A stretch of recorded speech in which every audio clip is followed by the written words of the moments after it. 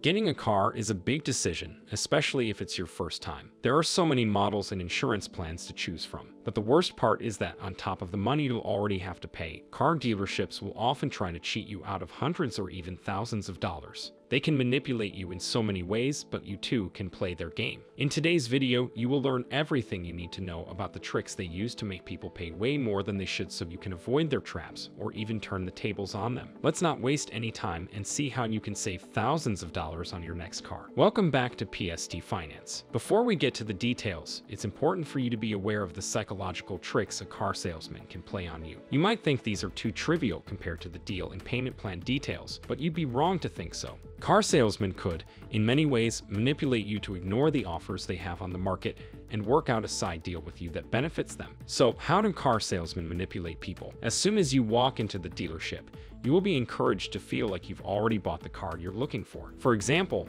when you're about to go for a test drive, you'll most likely be told to take your time to adjust your seat first or play your favorite song. The experience is meant to develop your attachment to the car so that you're more unwilling to walk away at the end of the day without buying it if you don't like their offer. Of course, the nice smell of the new car doesn't help either. Another example is the unofficial contracts that car dealerships sometimes use to make people feel like they've already started the process of purchasing a car. These contracts, if they can be called that, are small unofficial documents that include only a few important details like the car price and payment plan. At some point during the negotiation process, the salesman might ask you to sign these to show your commitment to paying the price listed on the document, so that he could take it to his manager and see if the manager agrees to sell you the car for the listed price. It's important for you to always keep in mind that these documents are not legally binding at all. They only ask for your signature so that you unconsciously think, "I've already signed a document. It's too late to back up now." Only the actual purchase contract is a legally binding document, so don't be afraid to stand your ground at this point if the salesman comes back with an offer you don't like. The best way to deal with these tricks is to be aware of them all the time.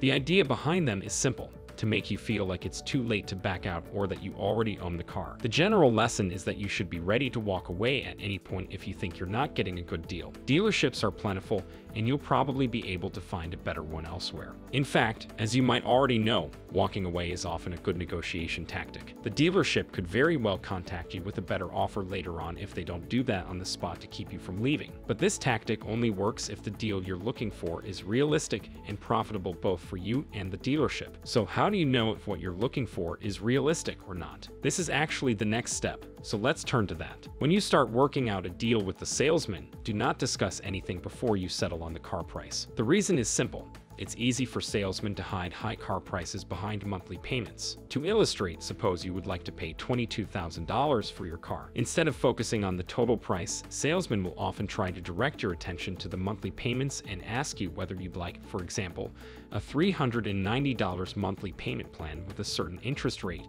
or a $460 one with a different interest rate. Notice that he's already limiting you to his own offers, and both are bad. Assuming it's a 5-year plan, you'll pay $23,400 on the first plan. On the second plan, you'll pay $27,600, and this is without factoring in the interest. Note too, that even though the difference between both plans is only $70, it adds up to more than $4,000 in the long run. So always make sure to think long-term and never underestimate any rise or reduction when it comes to monthly payments. It's easy to be tricked by the low monthly payment number, which the dealership will use to distract you from the interest rates and the big car price number. The result is the illusion that you did yourself a favor by negotiating the monthly payment down when you paid more than you would have liked. To get around this, figure out your walkaway point before going to the dealership. Your walkaway point is the maximum price you're willing to pay for the car. To determine this, you need to do a lot of market research to know the value of the car you're looking for. One way to do research is to email the car dealerships in your area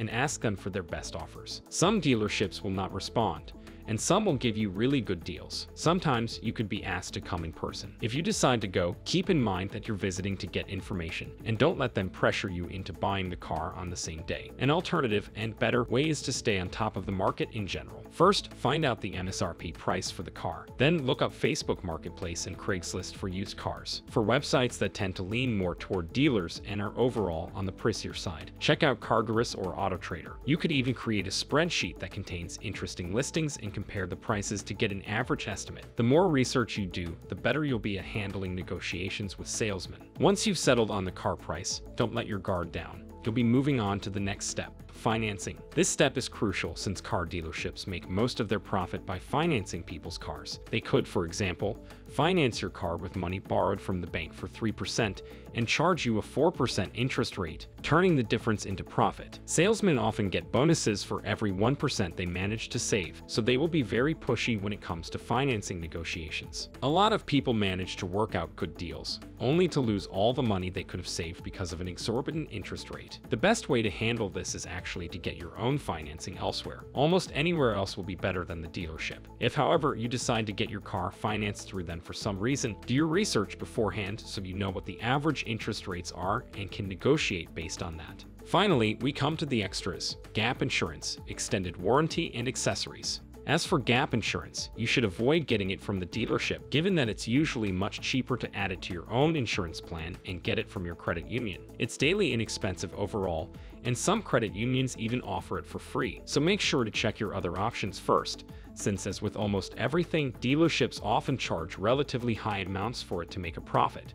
But set that aside for a moment, is it a good idea to get gap insurance in the first place? Well, gap insurance covers the gap between the current value of your car and the amount of money you owe because of your car loan. So say, for example, that the value of your car depreciates after an accident and reaches $15,000, while you still have to pay off $18,000 in car debt. In this case, gap insurance will cover the $3,000 difference after accounting for the deductible. Some plans even cover the deductible. So it's generally recommended to get gap insurance when the loan is 5 years or longer or has a high interest rate. This is because the value of your car will likely depreciate faster than the rate at which you will be able to pay off your debt, so a gap between the value of your car and the amount you owe will probably open up and keep widening for some time. Now, what about an extended warranty? Car salesmen will push hard for it, telling you horror stories about how some people have had to spend huge amounts of money repairing their cars because they didn't have a warranty. Admittedly, there's some point to this, but salesmen often blow it way out of proportion.